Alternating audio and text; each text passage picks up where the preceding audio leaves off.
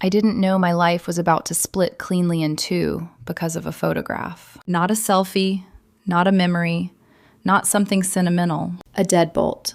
A sharp close-up photo my husband sent me, like it was a warning label. I was sitting on a hotel bed, room service menu still open on the nightstand, my suitcase half unzipped, like I might be leaving again any second. The kind of business trip that's supposed to feel routine after 22 years of marriage. Flights, invoices, site visits, the steady hum of responsibility. Instead, my hands went cold around my phone. Because that deadbolt wasn't an upgrade. It was a decision, a plan. He hadn't asked. He hadn't warned me. He'd hired someone, paid them, had it installed while I was out of town. And then he sent the proof like a trophy, as if the metal circle on my screen could erase the fact that my name was tied to everything that mattered. My company, Kramer Electrical Solutions, licensed in 4 states, commercial contracts, crews on payroll year-round. The house on Oakwood Drive that I built with my own hands, every wire, every outlet, every switch, installed to code and then some. And yet there I was in a hotel room, staring at a deadbolt I didn't authorize, realizing my key might not work in my own front door. Then the second message came, a text, casual and cruel in the same breath. I upgraded. Don't come back here acting surprised. Just grab your stuff. Upgraded. Like I was a worn-out appliance. Like our marriage was a subscription he'd canceled. I didn't reply right away. I couldn't. My throat tightened like my body was trying to keep me from making a sound that would admit the truth. So I did the only thing that made sense. I zoomed in on the deadbolt photo until I could see the reflection on the polished metal. And there, blurred but unmistakable, was the shape of a woman in my living room, on my couch, holding my whiskey glass, smiling like she belonged there. That was the moment my heartbeat stopped being a feeling and started being a countdown. Because whatever my husband thought he'd done, he hadn't just locked me out. He'd declared war on the life I built. My name is Brianna Kramer. I'm 45, and for most of my adult life, I've been the kind of woman people call steady, like it's both a compliment and a warning. I don't do chaos. I don't do impulsive. I build systems. I build homes. I build businesses that don't collapse because someone had a bad day. 24 years ago, I met Nathan Kramer at a county fair where I'd been dragged by a coworker who insisted I needed to loosen up. Nathan was there in jeans and a clean white t-shirt, holding a lemonade and watching the livestock auction like it was the most interesting thing on earth. Quiet, observant. The kind of man who didn't fight for attention. He waited until attention found him. He flirted with me in a way that felt safe, not pushy, not slick, just present. You look like you're judging everyone here, he said. I am, I replied. He smiled like that wasn't an insult, like it was proof we spoke the same language. Back then, I was an apprentice electrician with calloused hands and a stubborn pride that kept me from asking anyone for help. My father had died when I was 17, and I'd learned early that the world doesn't reward soft women. It rewards women who show up, work harder than anyone else, and don't wait for permission. Nathan liked that about me, or at least he said he did. We dated for 2 years before we got married. Nothing dramatic, no fireworks, no screaming love songs, just a slow, solid commitment that felt like putting down foundations. When we married, we signed a prenup. It wasn't romantic, but it wasn't cruel either. I already had the skeleton of my company forming. Clients, tools, a growing reputation. I'd learned from watching men in my industry get destroyed by messy divorces that love didn't protect you from the law. Paperwork did. Nathan signed it at a brunch place on Elm Street, laughing because he said the mimosas made everything look blurry. And I remember thinking it was sweet that he trusted me enough not to read every line like a contract negotiation. I trusted him, too. That's the thing no one tells you about long marriages. Trust becomes air.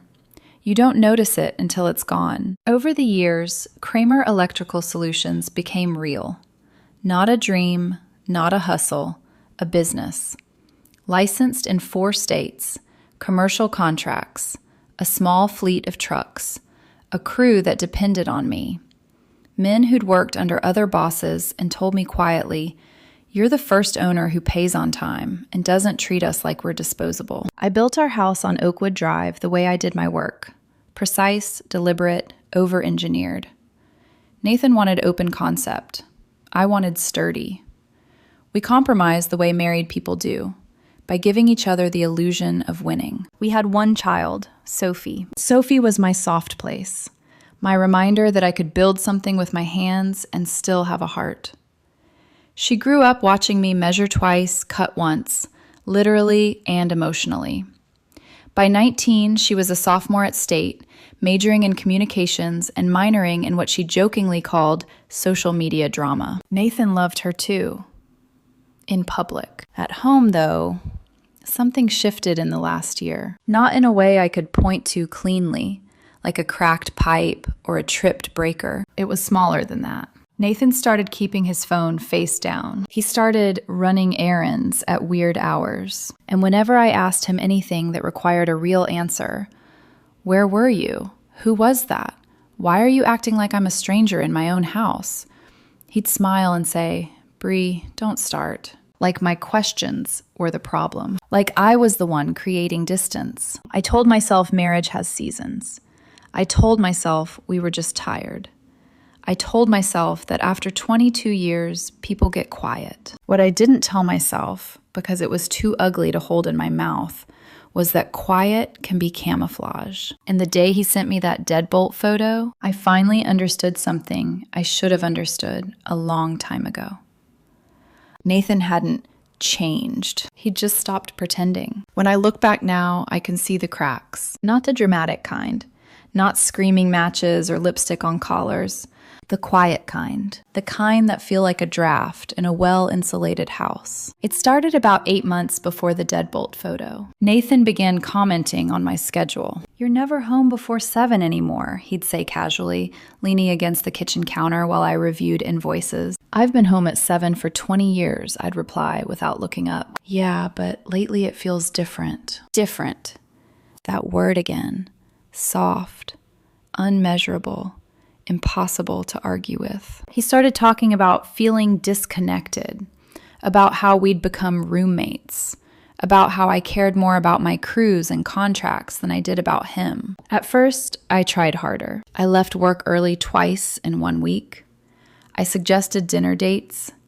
I asked about his day instead of defaulting to silence. He answered, politely, distantly, like he was humoring me. Then came the gym. Nathan had never been a gym guy.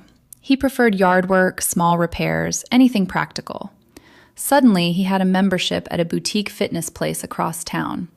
New clothes, new cologne, a brand I didn't recognize. "You like it?" he asked one night, stepping into the bedroom wearing a fitted black t-shirt that looked like it had opinions about his biceps. "It's different," I said carefully. "You think I'm trying too hard?" he asked. The question wasn't defensive. It was testing. I remember thinking, "Who are you dressing for?" But I didn't say it, because I didn't want to be the suspicious wife. Sophie noticed before I did. "Dad's weird lately," she said over FaceTime one night from her dorm room. "He keeps posting gym selfies. Since when does Dad know what a thirst trap is?" "He's just going through a phase," I told her, but my stomach tightened anyway. Then came the password change. One night I picked up his phone to check the weather, something we'd done casually for years, and suddenly, Face ID required. "Since when do you lock your phone?" I asked. "Work stuff," he said quickly. "You know how sensitive things are." He didn't work in anything classified. He sold medical equipment regionally. Conference calls, expense reports, mild corporate politics. Nothing that required secrecy from your wife of 22 years. The arguments became circular. "You don't listen."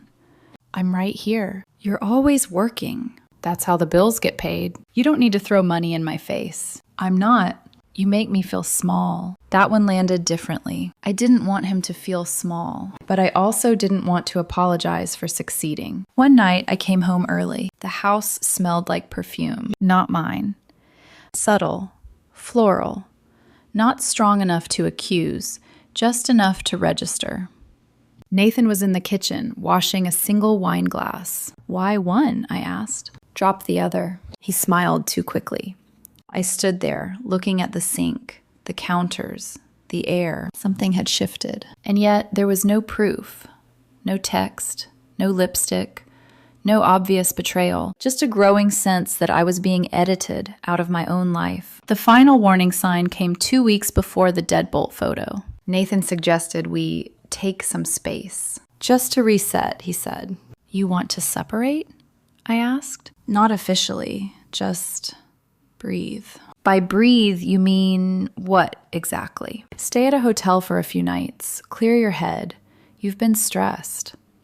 I stared at him. You're asking me to leave my own house. He shrugged slightly. It's temporary. That night, I booked a hotel. Not because I believed it was healthy, but because I believed in control. I thought if I stepped back calmly, if I didn't escalate, if I didn't accuse without proof, I could fix whatever this was. What I didn't know, what I refused to see, was that Nathan wasn't asking for space. He was preparing the stage. And when I drove out of our driveway with a suitcase in my trunk, he was already rehearsing the scene where I didn't live there anymore. The deadbolt photo came the second night I was at the hotel. I'd just finished reviewing a commercial contract renewal. The numbers were clean, predictable, stable.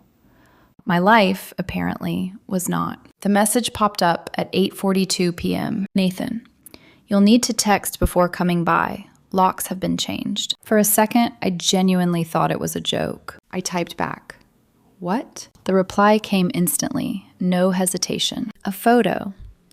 Polished chrome, brand new hardware, my front door. Installed cleanly. I zoomed in automatically because that's what I do. I inspect details. I check alignment. I look for flaws. The screws were fresh, no wear, installed professionally. This wasn't anger. This was planning. My phone buzzed again. Nathan, I need you to understand something before you react. Before I react, as if the reaction were the problem. Understand what? I typed. There was a pause, long enough for my pulse to climb into my throat. Then, Nathan, I've met someone. It's serious. The air left my lungs so fast I felt dizzy. I sat down on the edge of the hotel bed without meaning to. My hands weren't shaking. That scared me more than if they had. Since when? I wrote. Does it matter? That was when my heart started pounding. Yes, it mattered. It mattered whether this was weeks or months. It mattered whether he'd been kissing me goodnight while texting someone else. It mattered whether I had been sleeping beside a stranger. Who is she? I asked. His reply came with brutal efficiency. A second photo, taken from inside our living room. The camera angled slightly downward from the staircase, and there she was, blonde, mid-30s maybe, curled up on my couch, holding my whiskey glass, wearing Nathan's old flannel shirt like she belonged there, like I was the guest. I upgraded, he wrote. Upgraded. The word landed like a slap. Upgraded from what? From the woman who built the house? From the woman who financed half his life? From the mother of his child? Don't come back here acting surprised, he added. Just grab your things this week. I stared at the message. Grab your things, like I'd been subletting, like 22 years could be reduced to a pickup window. I called him. He answered on the second ring. Bree, he said softly, like we were discussing paint colors. You changed the locks, I said. Yes, while I was out of town. You were at a hotel because you asked for space, silence. Then calmly, I didn't think you'd fight this. My vision narrowed. Fight what? Us being over. You think you get to declare that unilaterally? My voice was steady, too steady. We've been over for a while, he said. You just didn't notice. I laughed once, short, disbelieving. You moved another woman into my house.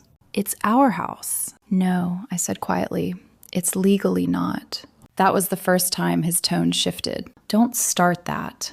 You want to talk legal? I continued. We can talk legal. You're proving my point right now, he snapped. You're cold, calculating. This is why I felt alone. Alone.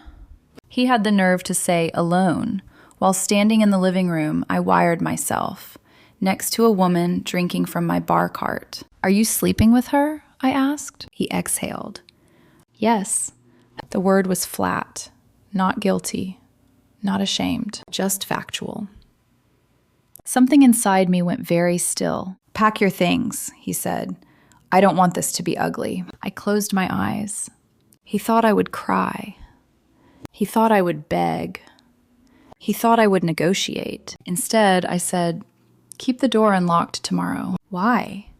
"I want to see the deadbolt up close." He didn't laugh. He didn't argue. He didn't understand, because in his mind, he had already won. He thought he'd removed me physically, and that would remove my leverage. He didn't remember something crucial: the deed, the trust, the accounts, the utilities, everything, power, water, gas, internet, security, was in my name. Because when I built that house, I didn't just install wires. I installed ownership. He changed the locks. He forgot who held the keys. That night, I didn't cry. I didn't scream. I ordered room service. Steak, medium rare, a glass of red wine. And I opened my contacts, scrolled, and stopped on one name: James Patterson, my attorney, my high school friend, the man who drafted the prenup Nathan once joked about over mimosas. I tapped call, because if Nathan wanted this to be official, I would make it official. And by the time he understood what he'd started, it would already be too late. James answered on the third ring. "Brianna Kramer.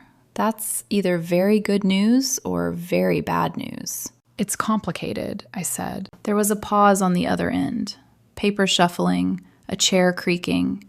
"Tell me." I told him everything. The space, the hotel, the deadbolt, the woman on my couch, the text message that ended a 22-year marriage in 4 sentences. James didn't interrupt. He never does. That's why I trust him. When I finished, he exhaled slowly. "Okay," he said. "Let's remove emotion for a minute." "I already did." "I know you did," he replied gently. "That's why I'm not panicking." He asked questions, precise ones. "Is the house still titled under the Kramer family trust?" "Yes." "Was Nathan ever added to the deed?" "No." "Did he sign the prenup voluntarily?" "Yes." "Was he represented?" "Yes." "And does the prenup clearly state that abandonment of the marital residence forfeits occupancy rights?" "Yes." Silence again. "Bree," he said finally, "if he changed the locks and denied you access to property legally owned by the trust without authorization, that's not just marital drama, that's unlawful exclusion." The words didn't feel emotional. They felt surgical. "And the woman?" I asked quietly. "That's irrelevant legally," James said. "Painful, humiliating, but irrelevant." I leaned back against the hotel headboard. "I didn't see this coming," I admitted. "Yes, you did. That stung. You felt it shifting," he continued. "You just didn't want to believe it." He wasn't wrong. There were signs. The perfume, the gym selfies, the late night errands, the quiet resentment that crept into his voice when I talked about work. I thought we were tired. I didn't realize he was replacing me. "Do you want to fight for the marriage?" James asked carefully. That question hit deeper than anything else. I closed my eyes and pictured Nathan laughing with her on my couch, wearing my old flannel, drinking my whiskey. "No," I said. And I meant it, because this wasn't a mistake born from confusion. It was a calculated move. He had asked me to leave. He had installed a deadbolt. He had moved another woman into my living room. He had sent proof. That's not confusion. That's strategy. "Okay," James said. "Then we do this clean." He outlined the steps like we were reviewing a contract dispute. Document the lock change. Photograph the denial of entry. Do not confront physically. Do not threaten. Do not escalate emotionally. Let him think he's in control, James added. "I don't need him to think that," I said calmly. He chuckled softly. "I know." After we hung up, I sat in the quiet hotel room. For the first time since the photo, something unexpected surfaced. Not rage, not grief, not humiliation. Responsibility. I replayed the past year in my mind. Had I been distant? Yes. Had I prioritized work? Absolutely. Had I assumed stability meant safety? Yes, but none of that justified betrayal. None of that justified replacing me. Marriage isn't a subscription you cancel when you're bored. It's a commitment you repair or you end honestly. Nathan hadn't chosen honesty. He'd chosen theatrics. The next morning, I drove to Oakwood Drive, not to scream, not to fight, just to see. The house looked the same from the outside. Snow dusted the roofline. The porch light still slightly crooked because I installed it myself in a hurry one summer afternoon. I walked up to the door, inserted my key. It didn't turn. I expected that. But the physical confirmation, the resistance of metal against metal, still hit harder than the text message had. Through the side window, I could see movement. Nathan walked into view. He saw me, hesitated. And then he didn't open the door. He stood there inside, watching me through the glass like I was a solicitor. The woman stepped into frame behind him, blonde hair loose, bare feet. She rested her hand on his shoulder, possessive. That was the moment something inside me sealed shut, not shattered. Sealed. I didn't knock. I didn't wave. I turned around and walked back to my truck. He thought I'd crumble. He thought I'd beg. He thought I'd plead for entry into the house I built. Instead, I sat in my truck, took a photo of the new deadbolt, and emailed it to James. Subject line: unauthorized lock replacement. Evidence. Then I drove away. Because if Nathan wanted to escalate this into a battle of control, he had just underestimated the wrong woman. And I was done reacting. From now on, I was responding. By Wednesday morning, I stopped being a wife. I became a property owner managing a problem. The first call I made wasn't to Nathan. It was to the power company. "This is Brianna Kramer," I said calmly, account holder for 1247 Oakwood Drive. "I need to report unauthorized occupancy and make adjustments to my service." The representative sounded bored.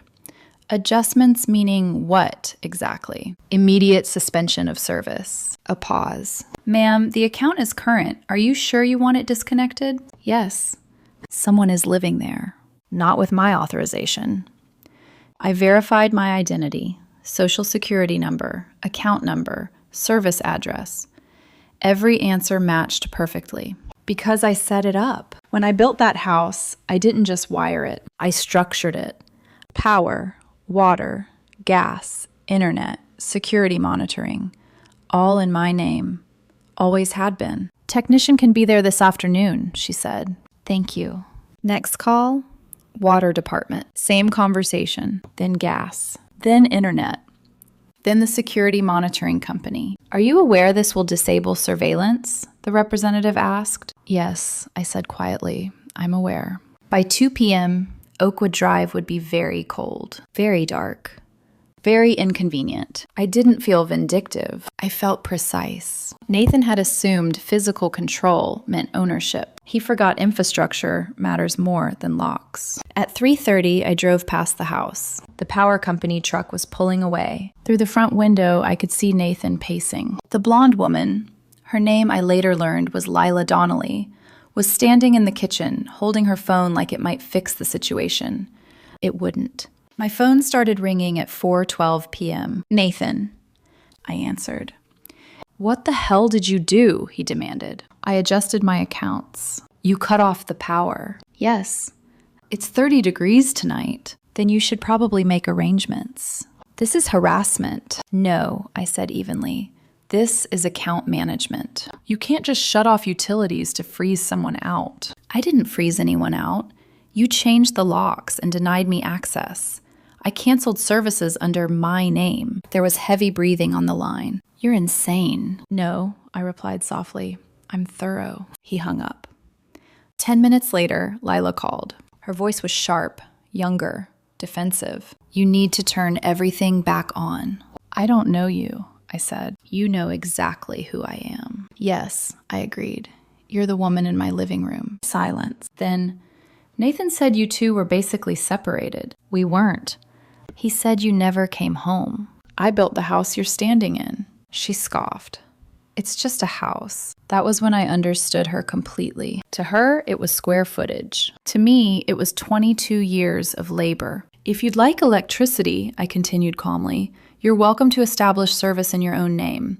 Of course, you'll need authorization from the property owner. You're unbelievable. Thank you.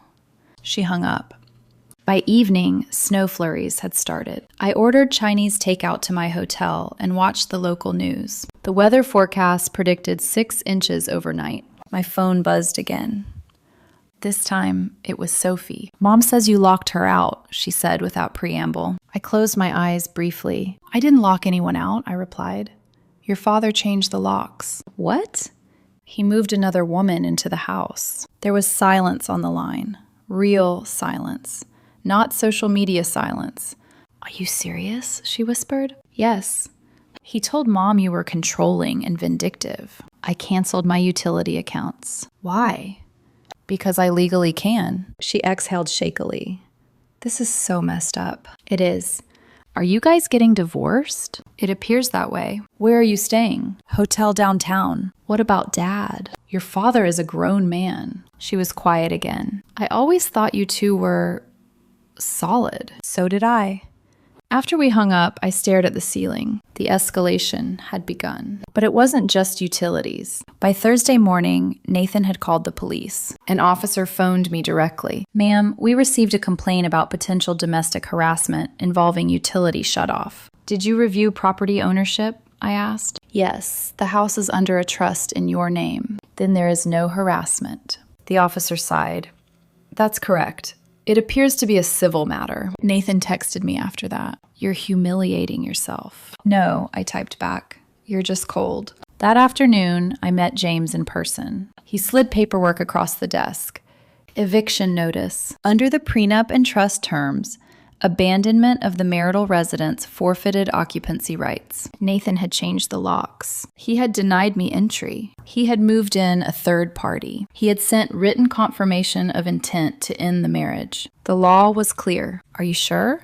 James asked. Yes.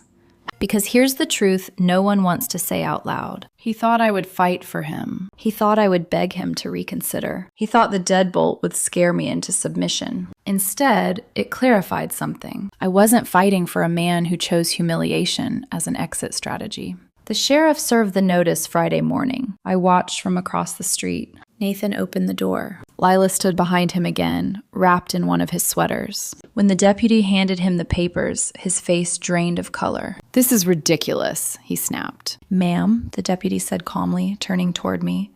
You have 72 hours. Nathan walked toward my truck after the deputy left. You're really doing this? He asked. You started it. I made a mistake. No, I corrected. You made a choice. Lila didn't come outside. She stayed inside the darkened house. By Saturday, movers were scheduled. Professional. Insured. Detailed inventory of Nathan's personal property. Nothing more. Nothing less. He wasn't home when we arrived. Lila wasn't either. I used my master key to remove the deadbolt in under 30 seconds. Left it on the counter with a note. Nice upgrade. As the movers packed Nathan's clothes, books, and personal belongings, something strange happened. I didn't feel angry.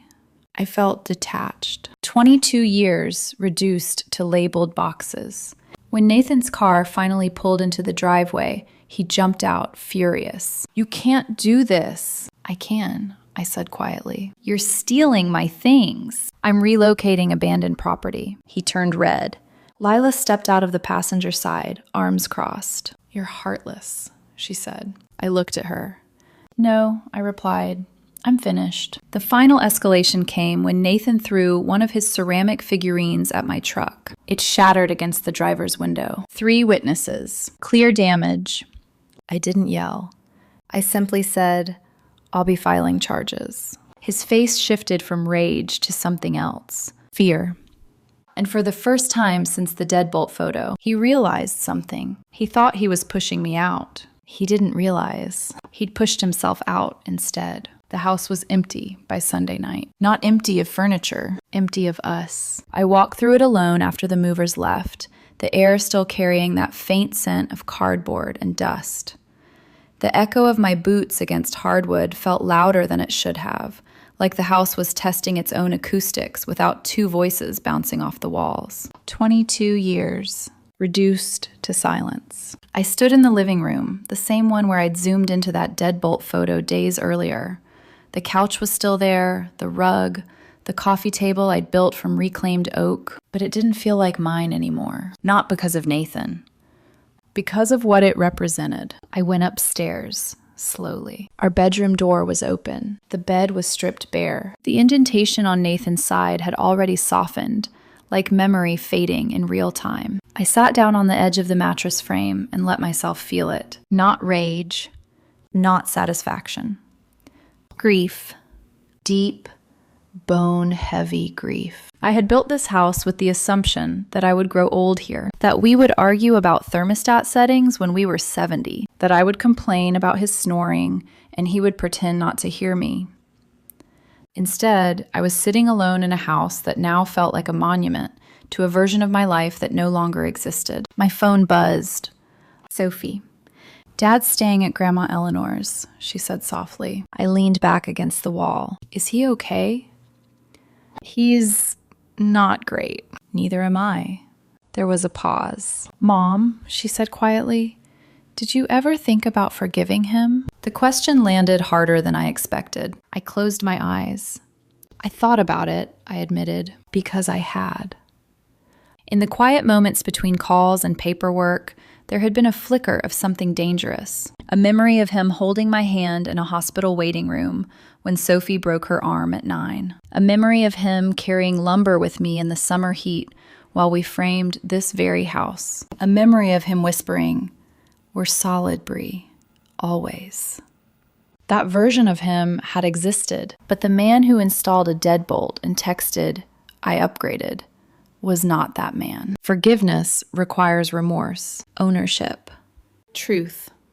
What I'd seen instead was panic and self-preservation. I don't hate him, I told Sophie. What do you feel? I looked around the bedroom again. I feel tired. After we hung up, I lay back on the bare mattress frame and stared at the ceiling. The dark crept in early that night. Without power connected, because I hadn't reactivated anything yet, the house was cold. I didn't turn on the heat. I let myself feel the chill, because this was the lowest point. Not the fight, not the eviction, not the broken window. This, the quiet, the space where marriage used to live. I questioned myself. Had I missed something fundamental? Was I too focused on contracts and crews? Had I become someone impossible to love? It's easy to replay the footage of your life and rewrite it in your head. Maybe if I'd taken more vacations. Maybe if I'd worked less. Maybe if I'd noticed the perfume sooner. But none of those maybes justified what he chose. Still, the doubt lingered. Because when someone leaves you for someone younger, prettier, more spontaneous, you measure yourself against a ghost. I walked downstairs and stood by the front door. The new deadbolt lay on the kitchen counter where I'd left it. Cold, polished, symbolic. I picked it up. It felt heavier than it should have. This small piece of metal had fractured everything. Not because of what it was, but because of what it meant. He had tried to erase me physically, and for a brief, painful stretch of hours, it worked. That was the dark truth. When my key didn't turn, I felt disposable, replaceable, like I'd been phased out of my own life. And that feeling, more than betrayal, was what nearly broke me. I set the deadbolt back down, walked outside. Snow had begun to fall again, soft and steady. The driveway was untouched. No cars, no witnesses, just white silence. I stood there and finally let myself cry. Not loud, not dramatic, just quiet tears that steamed in the cold air, because grief deserved space too. But as the snow settled around me, something else settled inside me. Clarity. Nathan hadn't destroyed me. He'd exposed something. The part of me that thought love guaranteed permanence. It doesn't. Contracts do. Ownership does. Self-respect does. And somewhere between the cold air and the falling snow, I understood something else. This house wasn't a sanctuary anymore. It was a reminder. and they anchor you to pain. That night, I made the decision that would change everything again. Because sometimes the strongest move isn't reclaiming what's yours. It's refusing to live inside what hurt you. The turning point didn't come with shouting. It came with paperwork. Monday morning, I met James at his office again. The snow from the weekend had turned to slush along the sidewalks, gray and heavy, the kind that lingers longer than it should. He slid a folder across his desk. "Before we file final motions," he said, "you should see this." Inside were printed screenshots, public records, expense reports, vehicle financing documents. Nathan's name was attached to more than just my marriage. He was 3 payments behind on his truck, 2 credit cards nearly maxed out. And there was something else, something he hadn't told me. He had co-signed on Lila's BMW 3 months ago. My stomach tightened. 3 months? I asked. James nodded. Which means the relationship didn't start last week. No, it didn't. It started while he was still asking me for space, while he was still sleeping in my bed, while he was still pretending we were intact. There was another document, his resignation letter. Nathan had quit his job 2 weeks before the deadbolt incident, voluntarily. I blinked. He quit? Yes, James said, apparently planning to relocate. Phoenix, maybe? Relocate. Without telling me, without discussing Sophie, without anything resembling honesty. The final piece came that afternoon, not from James, from Lila. She showed up at my office, unannounced.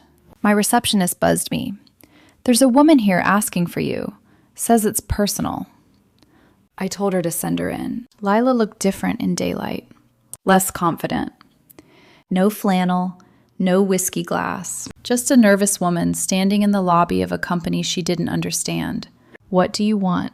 I asked calmly. She swallowed. "He told me you were controlling. I'm organized. He said you didn't love him." I didn't answer. She shifted her weight. "He also didn't tell me about the prenup." Of course he didn't. "He said the house was joint." "It isn't." Silence. "He's broke," she admitted quietly. "I know. The truck got repossessed this morning." I held her gaze. "He told me you were cold, that you'd never fight for him." There it was. The truth wrapped in accusation. "He wanted me to chase him," I said softly. She nodded once. "He thought if he forced you out, you'd beg to come back." That almost made me laugh. Nathan hadn't wanted freedom. He'd wanted validation. He'd wanted proof that he was desirable enough to disrupt my stability. He'd gambled everything for ego and lost. Lila looked smaller standing in my office than she had on my couch. "I'm not staying with him," she said. "That's your choice. He said you ruined his life." "No," I replied. "He did." She left without another word. And that was the moment it crystallized. This wasn't about love. It wasn't about loneliness. It wasn't about excitement. It was about control. Nathan couldn't compete with what I'd built, so he tried to destabilize it. He assumed if he humiliated me publicly, I would shrink. Instead, he exposed himself. I drove back to Oakwood Drive one last time that evening, not to reclaim it, to release it. The house looked peaceful in the fading light. I unlocked the door, my new key sliding smoothly into place, and walked through the rooms slowly. No ghosts this time, just structure. I ran my hand along the kitchen island, touched the light switch in the hallway, stood in the doorway of the bedroom without stepping inside. "I'm done," I whispered to the empty space. Not broken. Not defeated. Done. The decision came clean. I would sell the house, not out of weakness, out of autonomy. I didn't need a monument to a failed marriage. I needed a future without its shadow. When I told James the next morning, he raised an eyebrow. "You sure?" "Yes. You could stay. It's legally yours." "I don't want it." That was the real turning point. Not the eviction, not the utility shutoff, not the public humiliation at the bar. Letting go was power. Nathan thought the deadbolt symbolized control. He didn't realize the real power was never the lock. It was the choice to walk away without begging for the key. And this time, I was the one choosing. The fallout didn't explode. It unraveled. Quietly. Publicly. Irreversibly. The house went on the market 2 weeks after the eviction window closed. Clean listing, professional photos. Custom-built craftsmanship, over-engineered electrical system, attention to detail. I didn't stage it emotionally. I staged it structurally. Within 10 days, we had multiple offers. A young couple with 2 kids and a golden retriever walked through during the second showing. They kept running their hands along the banister, admiring the wiring panel like it was art. "You built this yourself?" the husband asked. "Yes. It's solid." "I know." They offered slightly under market value. I accepted immediately. My realtor blinked. "You could push for more." "I don't want more. I wanted closure." The sale closed 3 weeks later. Nathan found out through mutual acquaintances. He texted me once. "You're really selling it?" "Yes. That was our home." "No," I replied. "It was mine." He didn't respond. By then, his situation had deteriorated quickly. After the eviction, he moved into his mother's small ranch-style house on Maple Street. Eleanor never liked me, but she loved appearances. And appearances had cracked. Word spread faster than he anticipated. Small towns don't keep secrets. Electricians talk. Bar owners talk. Lawyers talk. The story traveled like winter wind. Nathan changed the locks on his wife, moved another woman in, got evicted, lost the house. The narrative didn't favor him, especially when Lila left. That happened 2 weeks after her visit to my office. She packed her things and went back to wherever she'd come from. Apparently, financial instability isn't romantic. Nathan tried calling me after she left. I didn't answer. He left a voicemail. I didn't think it would go this far. That was the closest he ever came to accountability. He didn't say, "I was wrong." He said, "I didn't think it would go this far," meaning he expected consequences, just not this many. The legal process finalized in February. Judge Morrison reviewed the prenup, the trust documentation, the lock change, the eviction timeline. "Mr. Kramer," she said calmly from the bench, "do you dispute that you denied your wife access to property legally titled under her trust?" Nathan shifted in his seat. "I thought it was our house." "Fought?" she repeated. He didn't have documentation. "I did." The divorce lasted under an hour. Nathan received his personal belongings, half of the joint checking account, and a misdemeanor charge for property damage when he threw that figurine at my truck. He tried one last time outside the courthouse. "Bree, we could still—" "No," I said gently. I panicked. I felt irrelevant. I studied his face. He looked smaller than he had in years. "I never made you irrelevant," I replied. "You did that yourself." Eleanor was waiting in her car, engine running. Nathan stood there for a moment like he expected me to hug him. I didn't. I walked away. 6 months later, I moved into a condo near the lake. Clean lines, neutral walls, no history. Sophie helped me unpack. She brought pizza and beer and that familiar mix of youth and resilience. "You're different," she said one evening, sitting cross-legged on my living room floor. "How?" "Quieter, but not sad." "I'm not sad," I said honestly. That was the truth. I wasn't triumphant either, just steady. Nathan, on the other hand, was not steady. I heard through mutual contacts that he'd tried dating again. That didn't last long. Reputation matters. So does financial stability. And he had neither. He lost his regional sales position shortly after the divorce finalized. Officially, it was restructuring. Unofficially, his expense reports had been under quiet review for months. Co-signing Lila's car hadn't helped his credit. The BMW was repossessed. His truck went next. By late summer, he was working contract gigs. Temporary, unstable. I didn't orchestrate any of that. I didn't need to. Choices compound. And when you build a house on ego instead of foundation, it collapses under its own weight. The most interesting fallout wasn't financial. It was social.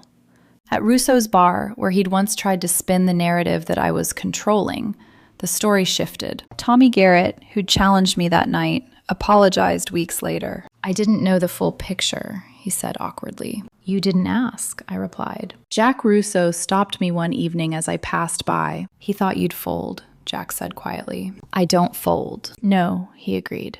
"You don't." The final fallout came unexpectedly. At a grocery store, Nathan was stocking shelves. Part-time. Vest, too big, name tag crooked. He saw me first. His shoulders stiffened. Bree, Nathan. We stood between apples and oranges like strangers. I didn't mean for any of it to happen like that, he said. It didn't happen, I replied calmly. You did it. He looked down. I thought you'd fight for me. I met his eyes evenly. I was worth fighting for, I said. You weren't. I walked away without anger, without bitterness, without triumph, just distance. Because by then, the real fallout had already settled. He lost the house. He lost the stability. He lost the illusion of being the hero of his own story. And I lost something too. But what I lost was dead weight. 2 years after the deadbolt, I was sitting on the balcony of my lake condo, watching snow fall over water that didn't belong to anyone. No locks to argue about. No ghosts in the walls. Just clean air and quiet. Sophie had just gotten engaged. She called me the night it happened, breathless and laughing. His name is Michael, she said. You'll like him. He actually listens. I smiled at that. Good, I told her. Listening matters. After we hung up, I poured myself a glass of whiskey, my own bottle in my own home, and thought about everything that had unraveled and reassembled over the past 2 years. People sometimes ask me if I regret how I handled it. The utilities, the eviction, the refusal to beg. Here's the truth. I regret that it was necessary. I regret that a man I once loved chose ego over honesty. I regret that my daughter had to watch her parents fracture in public, but I don't regret protecting myself. I don't regret refusing to be humiliated into submission. And I don't regret walking away from a house filled with memories that no longer served me. Nathan thought the deadbolt would scare me. He thought changing a lock meant changing ownership. But locks don't define power. Choices do. He chose betrayal. I chose boundaries. He chose spectacle. I chose structure. And in the end, structure holds. I don't hate him. Hate is loud. What I feel is quieter than that. Indifference. And indifference is the true opposite of love. The lake is calm tonight. Snow settles softly across the surface, erasing footprints before they can freeze. I don't change the locks here. I don't need to. Because this time, I didn't build a house around someone else's approval. I built a life around my own. And if there's one lesson I've learned, it's this. Never let someone convince you that your strength is the problem. The right person won't feel threatened by what you've built. They'll help you wire it stronger. And if they don't, you don't beg for the key back. You build a new door. And this time, you're the only one holding it.